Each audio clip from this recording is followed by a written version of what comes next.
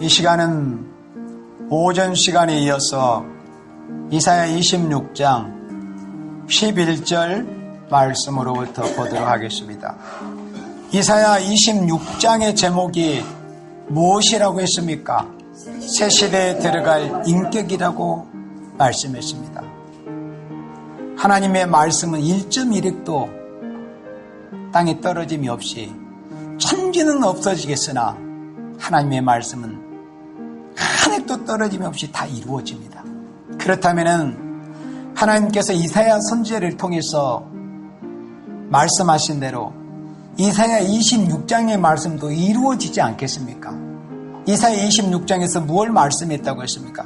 새 시대에 들어갈 인격이 어떤 인격이라는 것을 말씀하셨습니다. 그렇다면 이런 인격이 이루어져야만이 우리가 새 시대에 들어갈 수 있다는 것을 알 수 있습니다. 오늘 저녁 시간에 이제 네 번째입니다. 새 시대에 들어갈 인격의 첫 번째는 뭐라고 했습니까? 심지가 견고해야 된다는 걸 말씀했습니다. 그 다음에는 두 번째는 정직한 자가 되어야 된다고 말씀했습니다. 세 번째는 기다리고 사모하는 자가 되어야 된다는 것을 말씀했습니다. 그리고 이제 이 저녁 시간에는 네 번째입니다. 새 시대에 들어갈 인격의 네 번째, 주만 의지하는 자가 되어야 한다는 것입니다. 주님만을 의지하는 자가 되어야 된다. 이사야 40장 31절 말씀에 오직 여호와를 앙망하는 자는 샘을 얻으리니, 누구에게 샘을 주신다는 거예요?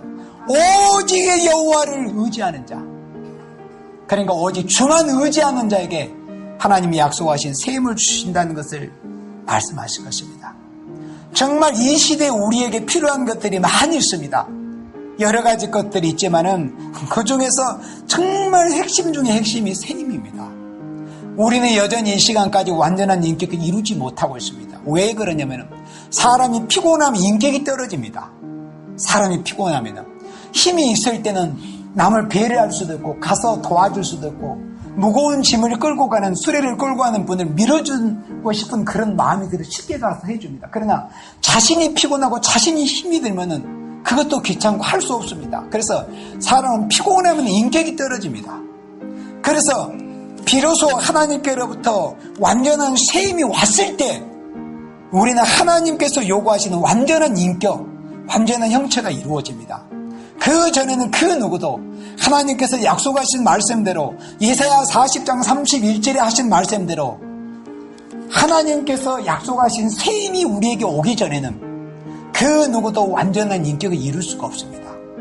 샘을 받을 때 비로소 우리가 하나님께 붙들려 쓰임을 받을 수 있는 인격, 동방 역사에 쓰임을 받을 수 있는 인격, 새 시대에 들어갈 수 있는 인격, 새 시대에 들어갈 수 있는 많은 생명을 진리의 종로로 새 시대로 이끌어드릴 수 있는 그런 사명을 할 수 있는 인격이 이루어집니다. 누구에게 샘을 주신다는 겁니까? 주만 의지하는 자가 돼야 됩니다. 오직 여호와를 앙망하는 자에게 약속하신 대로 샘을 주실 것을 말씀했습니다. 샘, 주만 의지하는 자가 돼야 하라는 겁니다. 주만 의지하는 자가 돼야 된다. 여호와여, 주의 손이 높이 들릴지라도 그들이 보지 아니하나이다만, 이 주의 손이 높이 들린다는 이 말씀은 우리는 하나님 앞에 송영 찬송을 드릴 때, 송영 성가를 드릴 때 손들어 하나님께 영광을 돌립니다. 기도할 때 손들어, 찬양할 때 손들어서 하나님께 영광을 돌립니다. 그러나 하나님께서 우리를 향해서 이 손을 드시는 이 의미는 어떤 의미냐면 우리를 격려하시기 위한 게 아니에요. 하나님께서 징계하신다는 겁니다. 치실 녀석이 없는가를 보신다는 거예요. 여호와여, 주의 손이 높이 들릴지라도 그들이 보지 아니하나이다만, 하나님께서 이렇게 하늘에서 내려다 보실 때 하나님께서 징계와 재앙을 누구에게 내릴고 보시면서 하나님이 손을 드신다는 것은 때리시기 직전의 모습입니다. 하나님이 진노가 바래지는 이런 모습. 그런데도 인생들은 주의 손이 높이 들릴지라도 그들이 보지를 않는다는 것, 알지도 못하고 관심도 없다고 그랬습니다. 이사야 5장에서는 말씀하실 때 그들이 온갖 여러 가지 것을 다 갖추고서 악기도 갖추고 온갖 진미로 진수성찬을 갖춰놓고 연회를 베풀며 잔치를 베풀지만 여호와께서 행하심을 관심치 않는다는 것을 말씀했습니다. 여호와의 행하심에 대해 관심치를 않는다는 겁니다. 주의 손이 높이 들릴지라도 그들이 보지 않는다는, 여기서 그들이 누굽니까? 세신에 들어갈 수 없는 생명들입니다. 주의 손이 높이 들릴 때 우리의 반응은 어때야 됩니까? 두려움을 느껴야죠. 우리가 하나님이 진노하시는 것과 하나님 어찌하시겠나이까? 여러분들이 이전 시간 주의 종님들 통해서 들었던 말씀대로 모세 같은 심령을 가지고서 차라리 저의 이름을 하나님의 생명책에서 지어주시옵소서. 차라리 저를 그리스도에게 끊으시고 내 동포 내 민족 이스라엘을 살려주시옵소서. 그런 심정으로 하나님의 손이 들렸을 때 하나님 불쌍히 여겨주시옵소서. 참으시옵소서. 하나님 인생은 부족하지 않습니까? 아들이 십자가에 죽으신 그 십자가의 공로를 보시고 용서해 주시옵소서. 그러나 세실에 갈 수 없는 사람은 환난 가운데 남을 수 없는 생명들은 주의 손이 들릴 때 하나님의 진노가 임하는데도 관심도 두지 않습니다. 주의 손이 높이 들릴지라도 그들이 보지 아니하나이다. 많은 백성을 위하시는 주의 열성을 보면 부끄러워할 것이라. 하나님께서 당신의 백성을 어떻게, 당신에 대해서 당신의 백성에 대해 어떻게 열성으로 역사하시는가? 지금 우리가 하나님 앞에 아무런 잘난 것도 없고 어떤 의호 행실이나 조상의 공덕이 있어서 여기 이렇게 모인 게 아니잖아요. 이게 뭡니까? 오직 하나님의 열성, 당신의 백성을 살리시고 당신의 영광스러운 나라를 이루시기 위해서 당신이 하시는 그 주의 열성의 역사에 이끌려서 우리는 이 자리에 오게 된 것 뿐입니다. 주의 열성을 보면. 그러나 하는 사람만 아는 것이죠. 하나님이 지금도 얼마나 열성으로 역사하고 계십니까? 그러나 망할 자들은 그걸 알지를 못합니다. 그래서 주의 열성을 보면 부끄러워할 것이라. 하나님이 지금 이 시간도, 이 시간 현재도 얼마나 열성으로 열심으로 역사하고 계시는데 그걸 인생들이 모르다 보니까 하나님의 진노가, 하나님의 손이 금방 급정직하, 금방 머리에 떨어지기 직전이라도 거기에 관심, 두려움을 느끼질 않습니다. 그러나 하나님께서 얼마만큼 당신의 백성들에게 열심으로 역사하신 것을 안다면은 부끄러움이 느껴지게 된다는 거, 얼굴이 튀어진다는 거예요. 하나님, 저는 하나님 일에 관심을 두지 않았고 하나님을 두려움도 없었고 하나님의 사랑을 받고서도 그 사랑을 배응망덕한 대로 돌렸지만은 제가 잠자고 있을 때도 찌개처럼 푹 가라앉아 있을 때도 연하처럼 배 밑창에 들어가서 깊은 잠에 빠져 있을 때도 주님께서는 이렇게 열성으로 역사하고 계셨군요. 그걸 알게 되는 순간 우리는 머리를 들 수가 없는 거죠. 주의 열성을 보면 부끄러워할 것이라. 하나님이 얼마만큼 열심히 일하고 계시는가. 예수님이 이 땅에 오셔서 주님 시장하시죠, 피곤하시죠, 좀 쉬셔야 되지 않겠습니까? 무슨 소리냐. 아버지께서 일하시니 나도 일한다. 그럼 우리는 우리의 버전으로 하면 뭡니까? 예수님께서 일하고 계시니 우리도 일한다. 예수님은 아버지께서 일하고 계시니 나도 일한다. 우리는 나의 주, 나의 하나님이신 예수님이 이 시간도 쉬지 않고 역사하고 계시니, 아니 종대 한낱 종 머슴 아닙니까? 감히 종 따위가 모성 따위가 주인이 새벽같이 일어나서 열심히 일하는데 종놈이 자빠져 잠이나 자고 있으면 이게 될 일입니까? 주인이 일하고 계시는데 주의 열성을 보면 부끄러워할 것이다. 우리 하나님께서 얼마만큼 이 시간도 열심으로 역사하시는, 이걸 좀 알아야 돼요. 우리가 주의 심정을, 바빠하시는 주의 심정 말이에요. 요한복음 4장에서 주님이 얼마나 바빠하시는 심정을 가졌습니까? 보아라, 밭을 보아라, 희어져 추수하게 되었도다. 너는 지금 넉 달이 지나야 금방 보냈으니까 넉자냐 가을쯤에 우리가 낫을 대서 배줘 콤바인 더 해줘. 무슨 소리 하고 있냐. 이미 하나님 보실 땐 희어도 출세하게 되었다. 주의 열심을 가져야. 그런데도 깊은 잠에 마태복음 25장 사례 위에 졸며 잘세. 신랑을 기다리던 열처녀가 다 졸고 자고 그런 말씀도 지금 이루어지고 있잖아요. 이사야 9장 2절에 무적에게서 올라온 그 시커먼 연기가 해야 공기를 어둡게 해버린 것으로 인해서 모두가 졸며 자고 있어요. 저 역시도 깨어있다고 할 수 없습니다. 하나님 앞에 온전히 100%는 누구도 저 완전히 깨어있습니다. 하나님은 어떻게 보시겠어요? 그는 네 생각이다. 다 졸며 자고 있다. 깨어라! 졸지 말고. 종말의 역사는 자던 잠에서 깨어나는 역사입니다. 자던 잠에서 깨어나서 이렇게 보니까는 뭐가 보였습니까? 성금능대가 보였습니다. 자다가 깨어난 사람만이 숭금능대와 같은 초대교회의 사명을 할 수가 있는 겁니다. 자다가 깨어난 사람만, 깨어난 생명들만이, 자다가 깨어난 생명들만이. 그래서 깨우자 일구자 잠든 영혼 때를 몰라 잠들었다. 우리는 선구자로 나섰으니 깨우면 살고 안 깨우면 죽는다. 졸면 죽어요. 깨야 됩니다. 졸면 죽습니다.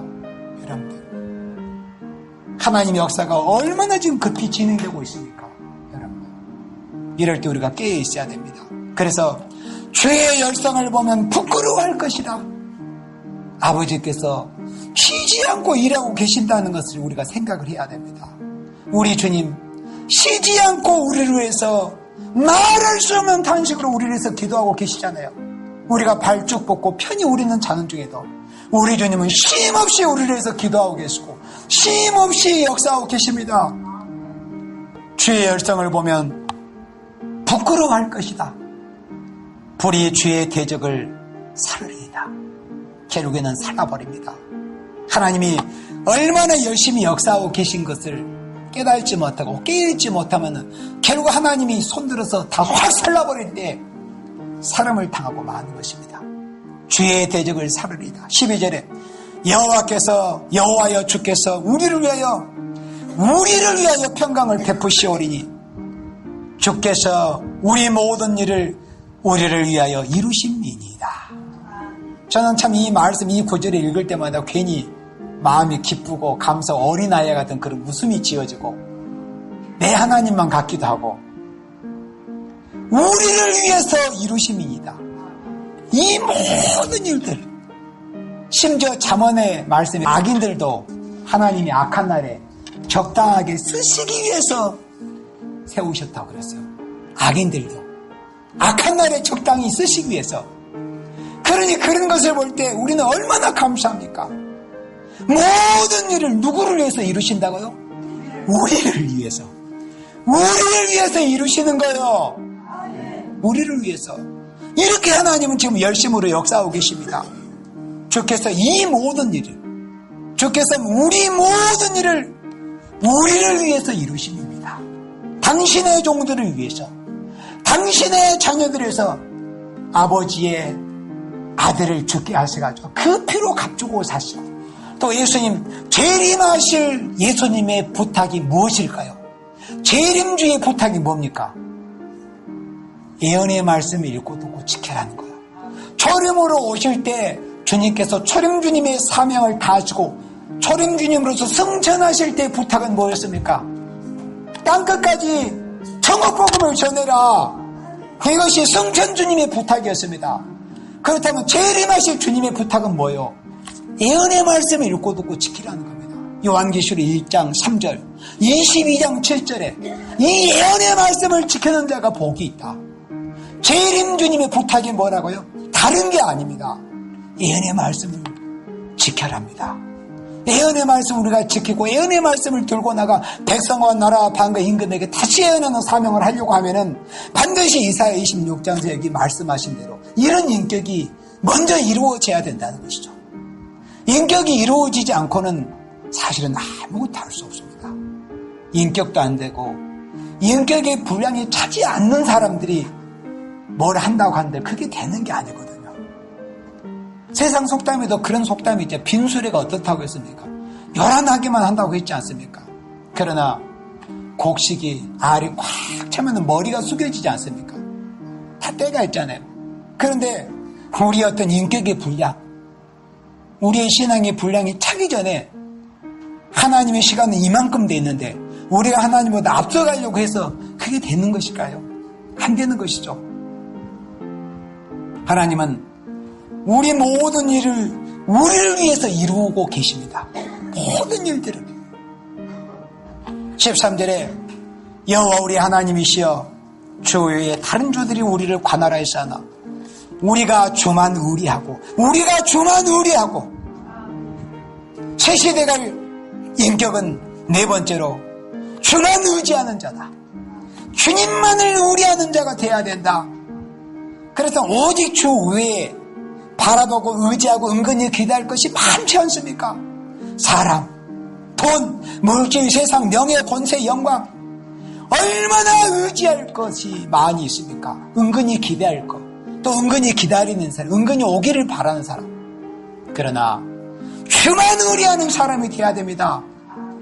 주만 의리하는 자가 돼야만이 새 시대에 들어갈 수 있다는 거요. 주만 의리하는 것 외에 주 외에 다른 것을 의리한다면 그게 두 자로 무엇일까요? 우상입니다. 우상이라는 개념이 그렇습니다. 주만 의리하는 것 외에 주 외에 다른 것을 조금이라도 의리한다. 그러면 그게 무형적인 우상이 되고 마는 겁니다. 주님은 우상을 심판하러 오시는 것입니다. 우상 때려 부르시러 오시는 것입니다. 주만 의리하는 자가 돼야 된다는 겁니다. 우리가 주만 의리하고 주의 이름을 부르리다. 우리가 주의 이름만 불러야죠. 여호와여, 주 예수여, 주의 이름을 부르리다. 주만 의리하고 왜 하찮은 다른 인생의 이름을 부르며 하찮은 이름들을 불러대느냐. 주의 이름만 불러라. 여호와의 이름을 부르는 자는 구원을 얻으리라. 14절에 그들은 죽었은즉 주 외에 허탄한 것들이죠. 우상과 허탄한 것들. 그들은 죽었은즉 다시 살지 못하겠고 사망하였은즉 일어나지 못할 것이니 이는 주께서 벌하여 멸하사 그 모든 기억을 멸절하셨음이니라. 여호와여, 주께서 이 나라를 더 크게 하셨고 이 나라를 더 크게 하셨나이다. 스스로 영광을 얻으시고 이 땅의 모든 경계를 확장하셨나이다. 주께서 이 나라를 더 크게 하셨고 이 나라를 더 크게 하셨나이다. 사람이 하는 것 같지만은 하나님이 하시는 것입니다. 우리 인간의 스스로의 어떤 인격이나 스스로의 능력, 지식 이런 것으로는 사실 단 한 사람도 구원할 수 없으며 한 사람도 온전케 할 수 없습니다.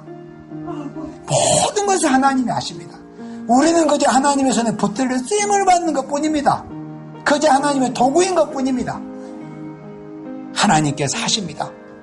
하나님이 하나님의 나라를 이루시고 하나님의 나라를 확장하신다는 것입니다. 그리고 스스로 영광을 얻으신다는 겁니다. 스스로 영광을 얻으시고 이 땅의 모든 경계를 확장하셨나이다. 이 땅의 주님의 나라를 세계 통일의 역사는 하나님이 하십니다. 누구를 통해서 새 시대에 들어갈 인격이 구비된 종들을 들어서 세계 통일의 역사를 하신다는 겁니다. 그 다음 16절입니다. 여호와여, 백성의 환난 중에 주를 앙모하여서 주의 징벌이 그들에게 임할 때 그들이 간절히 주께 기도하였나이다. 여호와여, 잉태한 여인이 산기가 임박하여 구루하며 푸르짖음같이 우리가 주의 앞에 이르하니이다. 새 시대에 들어갈 인격의 다섯 번째는 해산의 수고를 다하는 자입니다. 새 시대에 들어갈 인격의 다섯 번째는 해산의 수고를 다하는 자다. 하나님께서 해산의 수고를 다하는 자로 하나님의 나라 새 시대를 이루시기를 원하십니다. 우리가 성경에서 하나님의 역사를 볼 때 어떤 하나님의 역사에 큰 변동이 있을 때마다 반드시 하나님의 사랑하시는 종들과 하나님의 백성을 통해서 보여주는 모습이 뭐였냐면은 부르짖는 역사였습니다. 율법 시대, 그러니까 하나님께서 할례법을 통해서 아브라함에게 할례법을 주셔가지고 그 할례를 받은 자를 구원하시는 그런 역사가 있었잖아요. 그런 기간이. 그런데 하나님께서 이제 하나님의 사는 모세를 통해서 율법을 부여하셔가지고 그 율법을 통해서 당신의 백성 선민을 삼으셔가지고 하나님의 애연적인 선지국가, 민족적인 종교를 이루는 그 역사에 있어서 하나님께서 그 430년 동안에 애굽에서 노예 사회라는 그 백성을 당신의 백성을 이끌어내실 때가 될 때 그들에게 부르짖지 않으면 안 될 상황으로 밀어넣으신 겁니다. 만약에 하나님이 그렇게 하시지 않았다면 이스라엘 백성이 그렇게 간절히 부르짖을 수 있었을까요? 할 수 없었습니다. 출애굽기 2장의 말씀에 하나님께서 당신의 백성을 하여금 부르짖지 않으면 안 될 환경으로 밀어넣어버린 겁니다. 도저히 할 수 없는 그런 상황에서 하나님만 바라볼 수밖에 없는 그런 환경으로 하나님이 하나님 얼마나 기술 좋으신 분이십니까? 인간이 아무리 스스로 요나처럼 사명을 회피해보려고 해도 하나님께서 내게 부하시는 사명을 게으르게 나태하게 해보려고 해도 하나님은 쓰시고자 하는 종들은 결국 불러서 쓰십니다. 고쳐서 쓰십니다. 깨어서 쓰십니다. 하나님의 일은 누가 하십니까? 하나님이 하시는 겁니다. 그래서 하나님의 역사에 큰 변동이 있을 때마다 부르짖게 하셨어요. 해산의 수고를 다하게 하셨어요. 아들을 낳으면 죽여버리고 또 나일강에 던져버리는 그런 무서운 공포 정치하에서 인간에게, 이스라엘 백성에게 누구를 의지할 때가 있습니까? 도저히 어찌할 수 없었습니다. 그 누구도 그들을 구원할 수 없었습니다. 그때 하나님을 찾았습니다.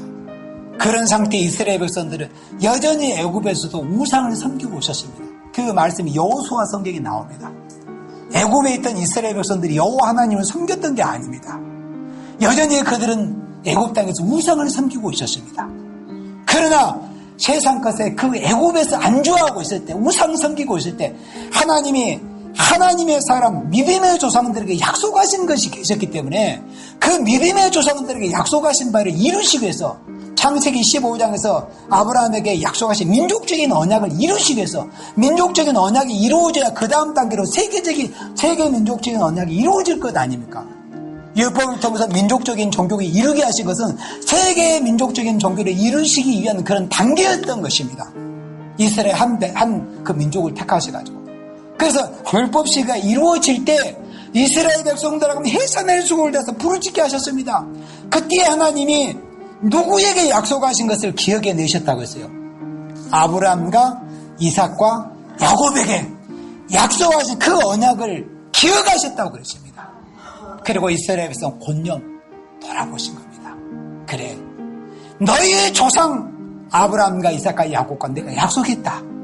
그러니 그 약속대로, 아브라함에게 약속대로 너희들을 약속의 땅으로 이끌어 줄게. 그겁니다. 하나님의 뜻이 이루어질 때는 부르짖을 수밖에 없는 그런 환경을 만나게 하십니다.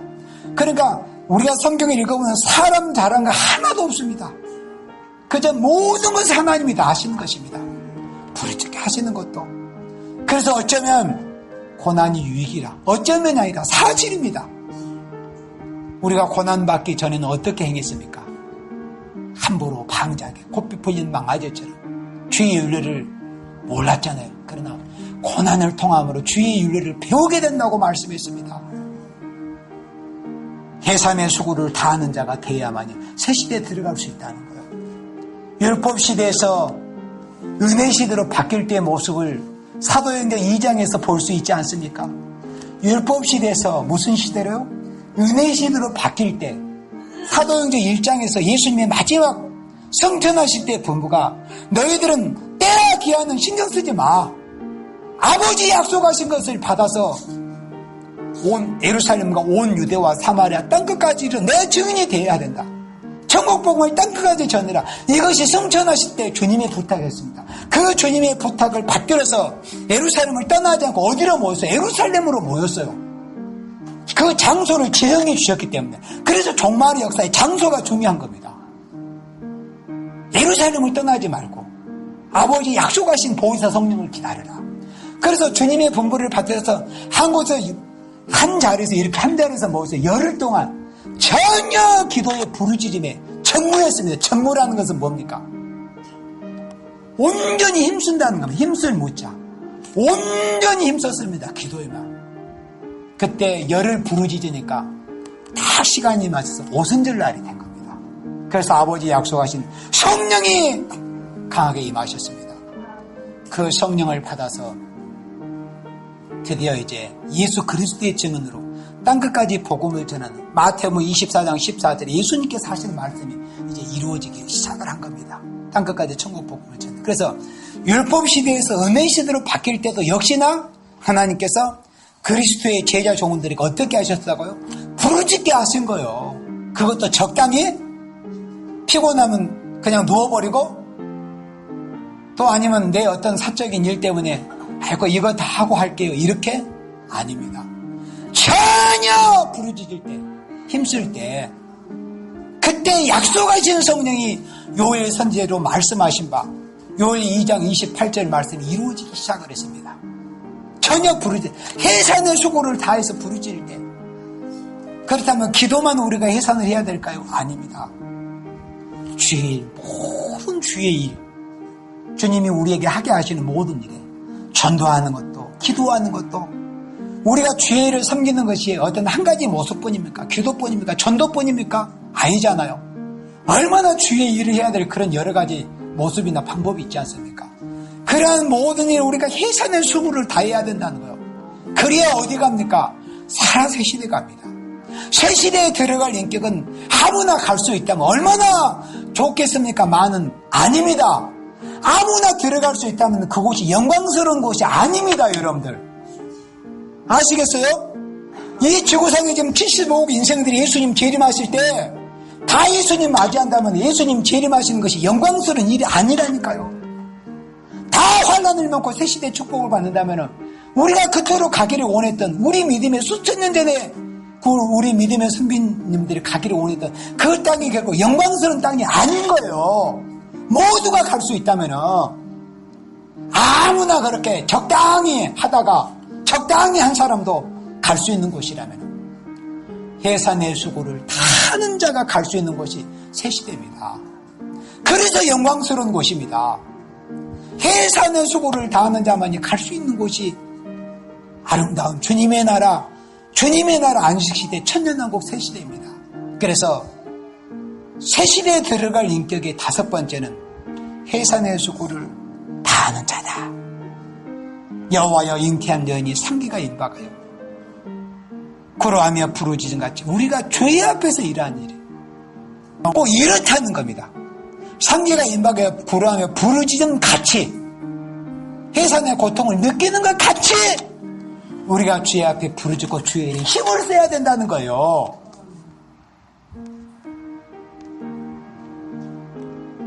잉태한 여인이 상기가 임박하여 구로하여 부르짖음 같이 그래서 우리가 기도하고 호소할 때 이런 모습 정말 힘을 써서 그 힘 아껴서 어디다 쓰려고요?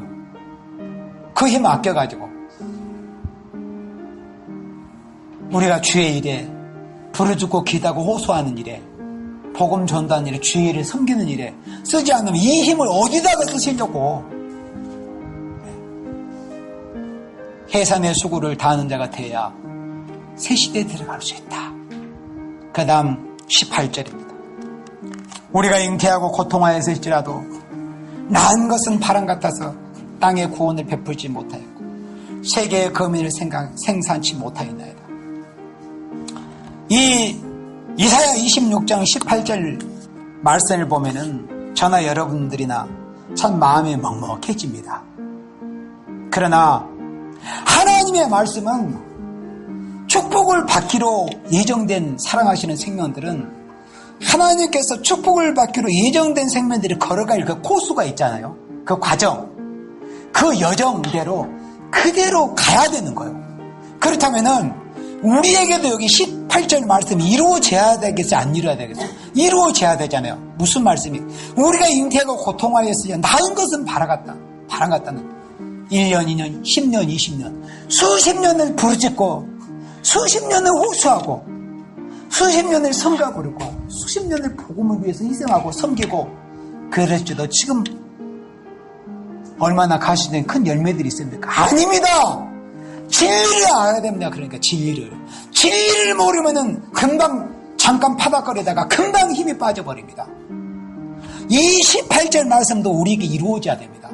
우리가 잉태하고 고통할지라도 우리가 힘써 죄를 섬기고 힘써 기도하고 전도하고 힘써 정말 하나님 인정하실 만큼 내 어떤 주관적으로 내가 이만큼 했으면 됐겠지가 아니라 주님이 인정하실 만큼 회사의 수고를 설령 다했다 할지라도 그것으로 되는 게 아니요.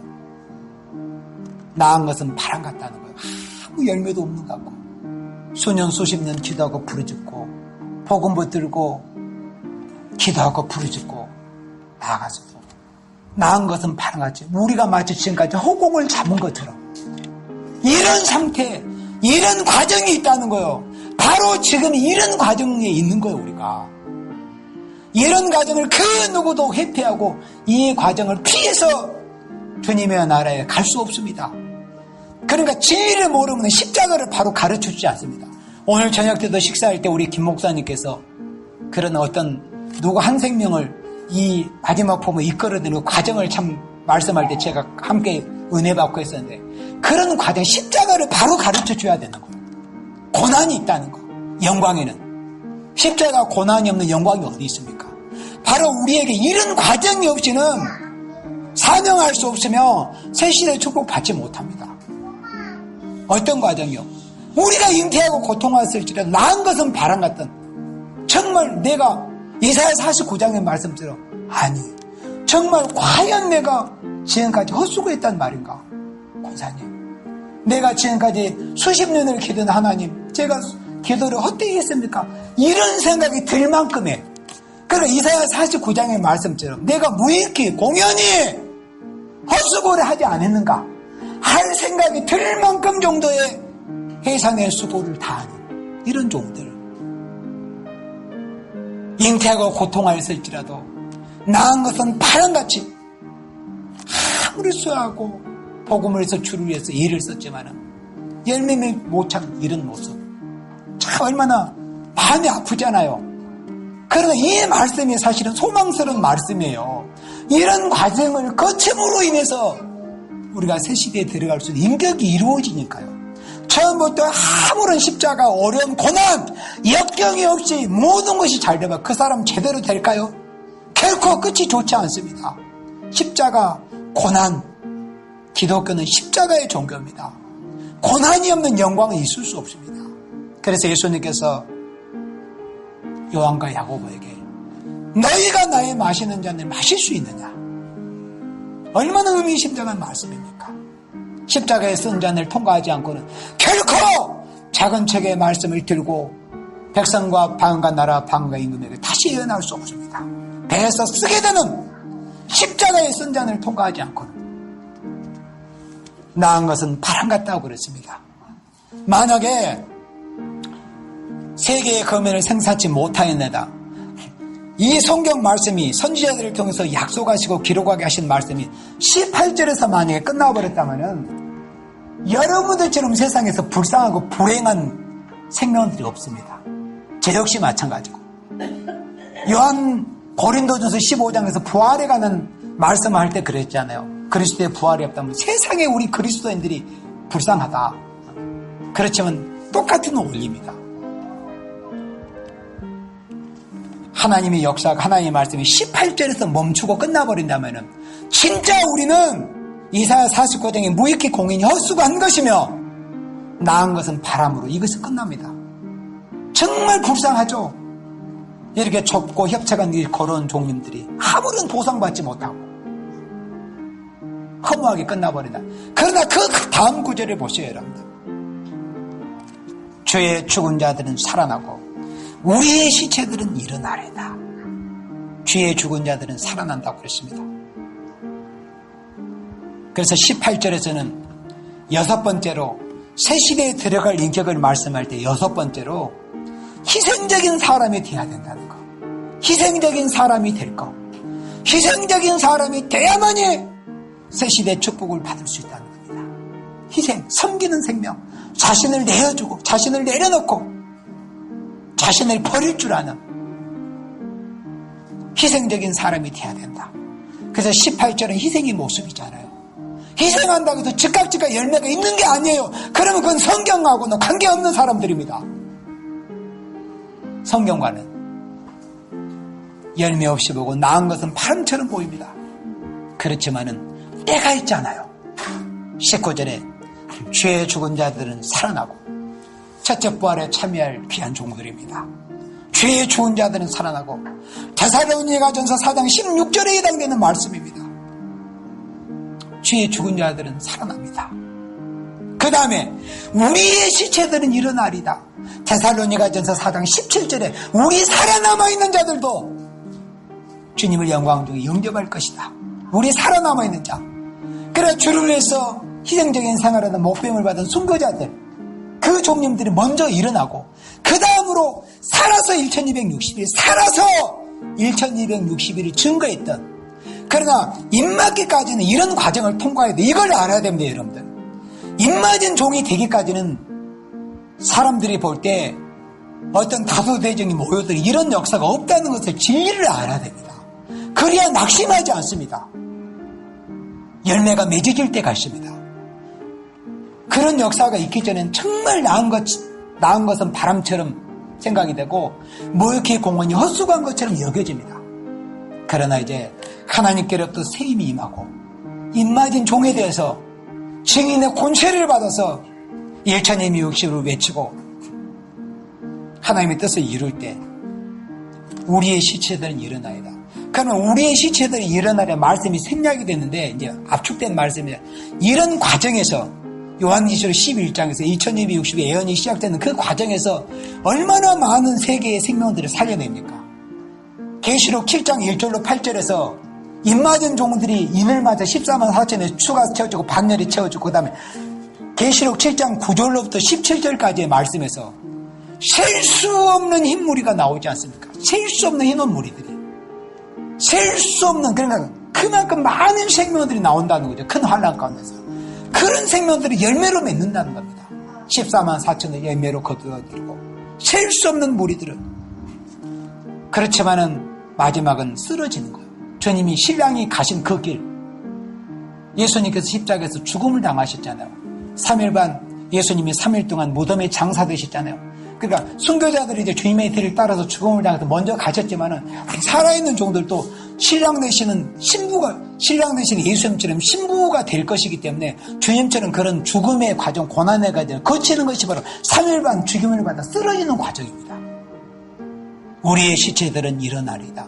이 시체가 돼서 3일 반 쓰러지기까지는 어떤 과정을 거쳤다는 것을 이제 다 알게 되는 것이죠. 그런 과정을 기록한 것이 성경 말씀이고 선지서와 계시록의 말씀입니다.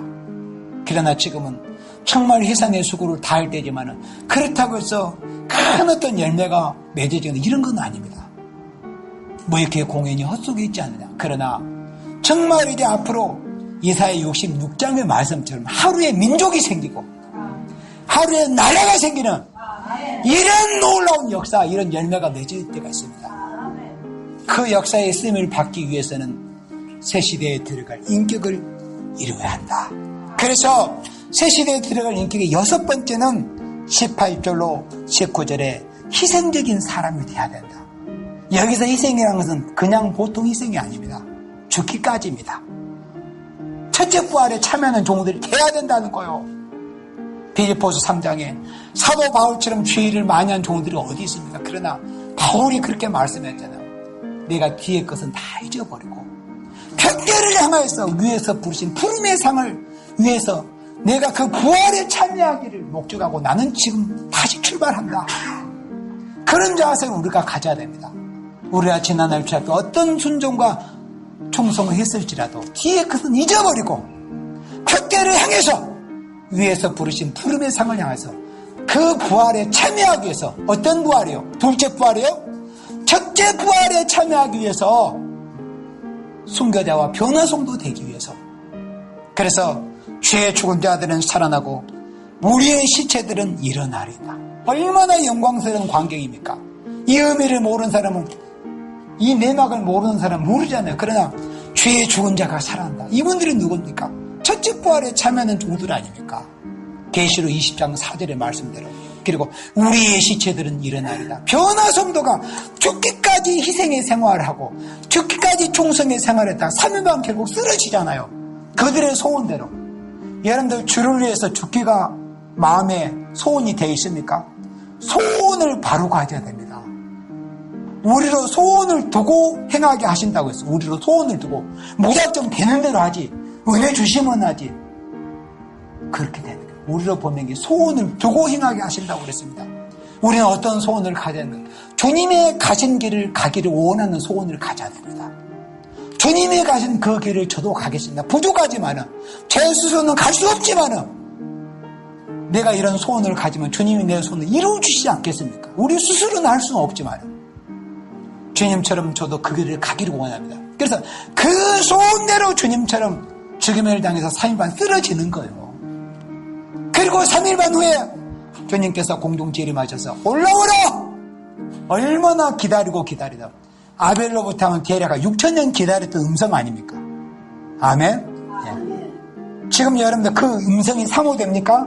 어떤 음성이요? 이리로 올라오라. 그 음성 듣기를 소원해야 됩니다. 그 음성은 아무에게나 들려지는 게 아닙니다. 죽기까지 희생하고 충성한 첫째 부활에 참여할 종들에게만 그 음성이 들려지는 거예요. 이리로 올라오느라. 우리의 시체들은 일어나리다. 티끌에 거하는 자들아 너희는 깨어 노래하라. 휴에서는 빛난 있으리니 땅에 죽은 자를 내어 노래하라. 이 첫째 부활에 참여하는 종들이 이 영광스러운 목숨입니다. 이렇게 되기 위해서는 희생적인 사람이 돼야 된다는 것입니다. 여기까지 첫째 부활에 참여할 새 시대에 들어가는 인격 중에서 이 19절까지는 왕권의 축복, 환난 가운데 많은 생명을 살리는 데 쓰임을 받을 종들이 구비해야 될 그런 인격과 모습을 19절에서 말씀했습니다. 그리고 20절로 21절은 일반 종족으로서 하나님의 보호받고 새시대 축복을 받을 자들에 대해서 말씀할 때, 7번째는 보호를 믿고 순종하는 자가 될 것. 여러분들 후 3년 만에 초대교회에서 보호받고 싶습니까? 후 3년 만에 초대교회에서 보호받고 싶습니까? 진리를 아시기 때문에 아니라고 하잖아요. 이리로 올라오는 음성을 듣고 싶잖아요. 이리로 올라오는 음성을 들은 귀한 종들은 초대교회에 들어갈 생명들을 가난한 가운데서 그들을 초대교회에 이끌어 드리는 이런 사명을 했던 종들 아닙니까? 정말 자신의 생명까지라도 아낌없이 십자가에 내어드리는, 희생하는 이런 종들을 통해서 20절에 내 백성아 갈지어다 내 밀실에 들어가서 내 문을 닫고 분노가 지나기까지 잠깐 숨을 자다. 7 대접 재앙이 쏟아질 때 잠깐 밀실에 들어가서 하나님 보호하시는 역사가 있습니다. 이들은 새 시대들에서 종족의 축복을 받습니다. 21절에 보라 여호와께서 그 조소에서 나오사 땅의 거민의 죄악을 벌하실 것이라. 땅에 그의 잦았던 피를 드러내고 그 살해당한 자를 다시는 가리우지 아니하리라. 아멘. 20절로 21절은 보호를 믿고 순종하는 자가 돼야 새 시대의 축복을 받는다고 했습니다. 그러나 부디 여러분들 19절과 같이 19절까지 말씀이 여러분들에게 응해지는 여러분들이 되셔서 새 시대에 들어갈 인격을 반드시 가급적 속히 구비하셔가지고 큰 환난 가운데 많은 생명을 주님의 나라로 이끌어드리는 귀한 사명을 감당하시는 여러분들이 되시기를 주님의 이름으로 축복합니다. 아멘.